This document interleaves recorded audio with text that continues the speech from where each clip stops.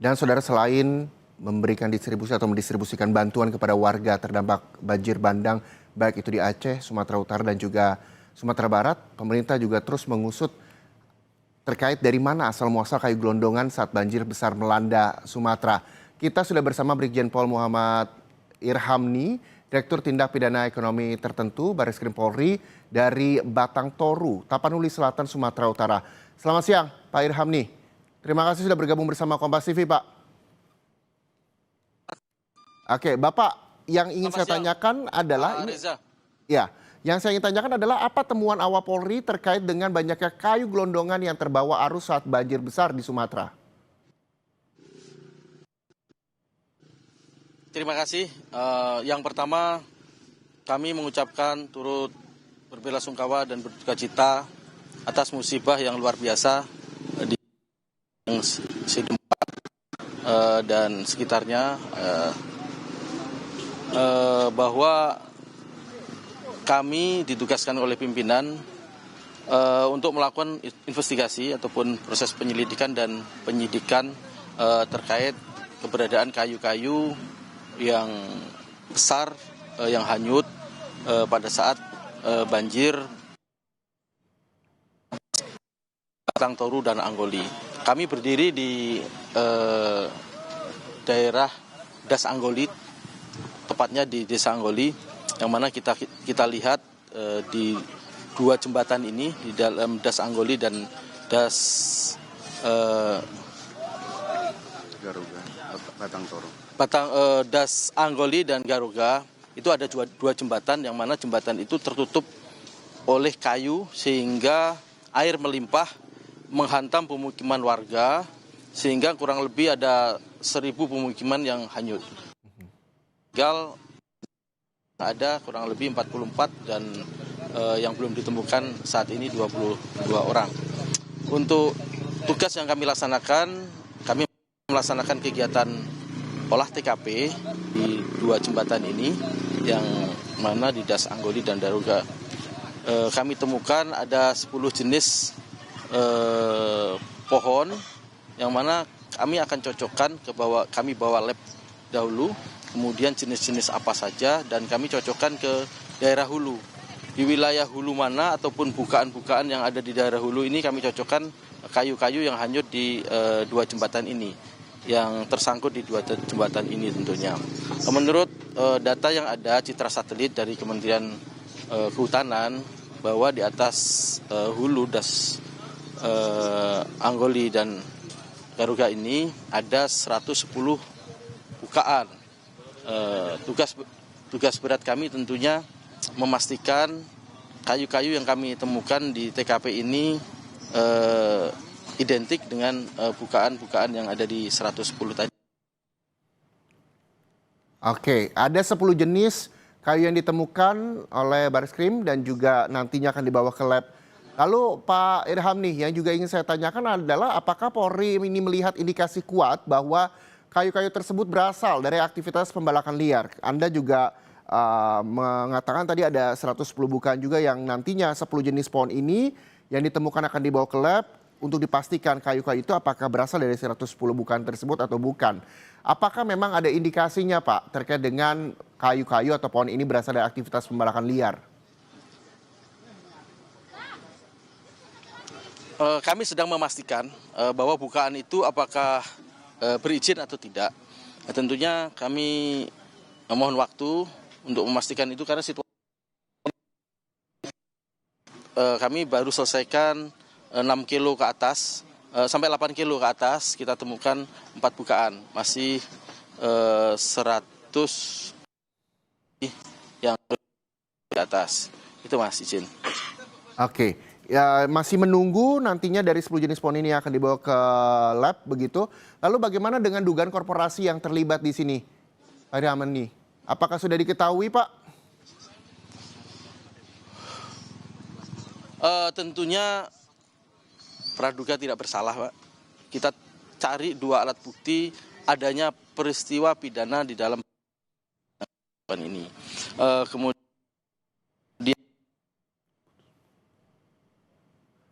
Ya, Pak Irham nih, bisa diulang kembali, Pak? Jadi, Kami terputus suara Bapak? Baik.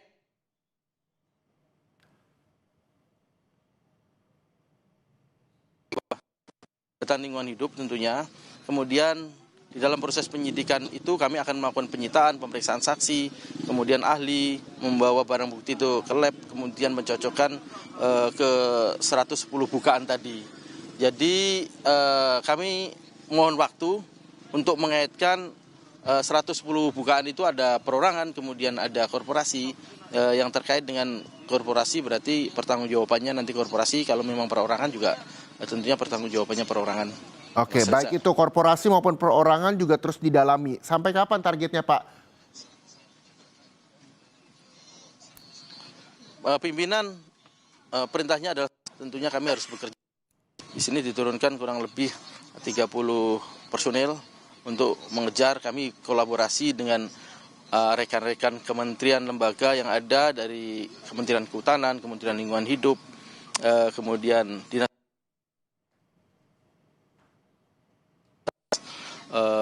semua sumber daya, kemudian peran serta masyarakat, rekan-rekan LSM di seputaran sini banyak memberikan informasi kepada kami terkait setidaknya 1 tahun ke belakang ada peristiwa apa, kemudian ada bukaan lahan itu yang buka siapa.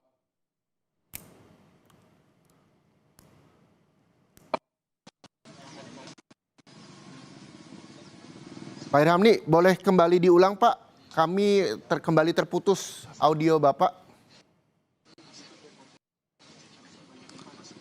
Baik. Setelah penyitaan dan prosesnya sudah proses penyidikan, sehingga dengan proses penyidikan ini kami bisa melakukan pemeriksaan saksi, penyitaan terkait alat bukti yang ada, yaitu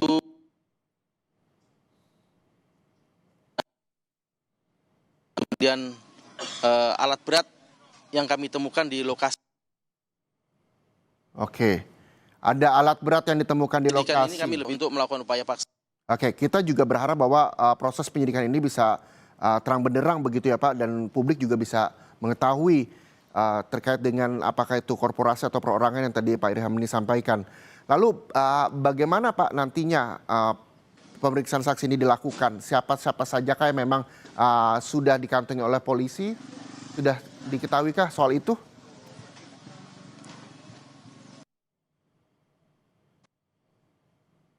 Pihak korban yang ada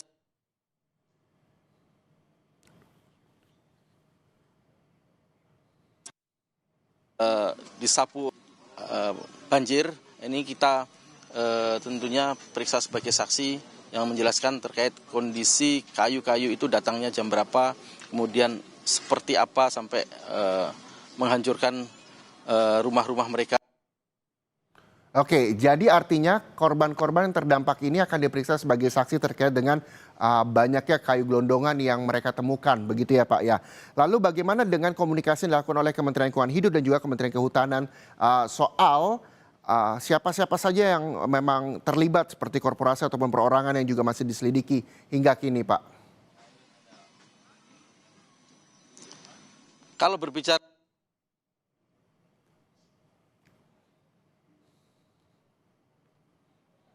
erat kaitannya dengan alat bukti, setelah ditemukan peristiwa pidana dan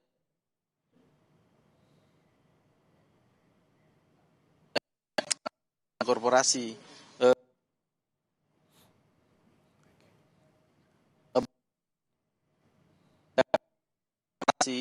sepanjang das Garuga sama Anggoli tersebut, mereka yang bertanggung jawab tentunya. Tapi tidak mudah untuk membuktikan itu, praduga tidak bersalah tentunya. Tadi kami sampaikan Kementerian Lembaga. Tadi kami sampaikan Kementerian Lembaga, Kementerian Kehutanan, Lingkungan Hidup, kemudian rekan-rekan dari Polda, masyarakat, kemudian rekan-rekan NGO juga sini banyak membantu memberikan informasi kepada kami. Demikian, Mas Reza. Oke, artinya bantuan dari rekan-rekan NGO terus juga warga di sana yang juga membantu aktivitas tahun kebelakang seperti apa di sana hingga akhirnya banyak sekali kayu gelondongan yang ditemukan begitu.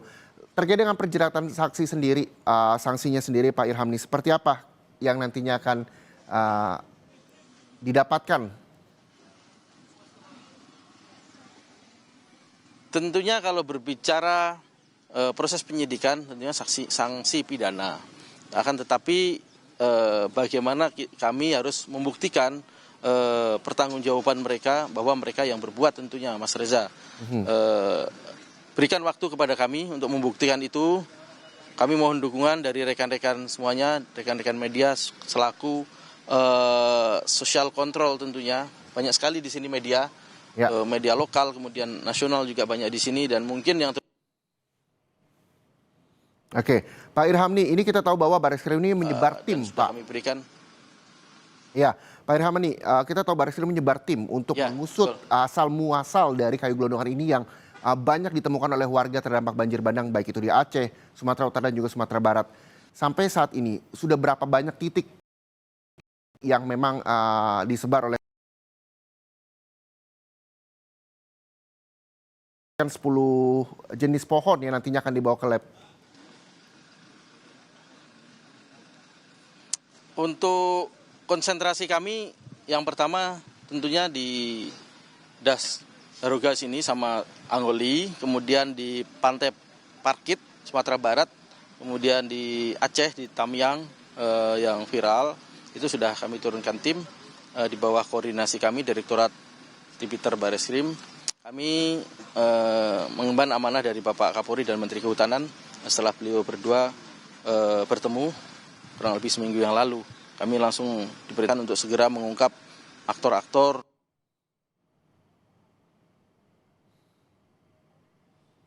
bencana alam ini yang menghancurkan fasilitas warga terutama.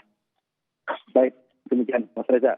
Oke, di Sumatera Barat, di Sumatera Utara, di Aceh Tamiang yang sempat viral video kayu-kayu gelondongan yang ditemukan begitu Pak, terus diselidiki dan didalami, proses penyidikan juga saat ini tengah berlangsung, ada 10 jenis pohon yang dibawa ke lab oleh Bareskrim Polri.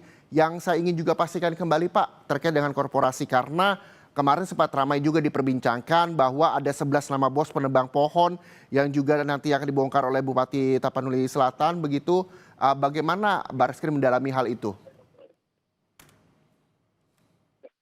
Dasarnya adalah alat bukti, Mas Reza.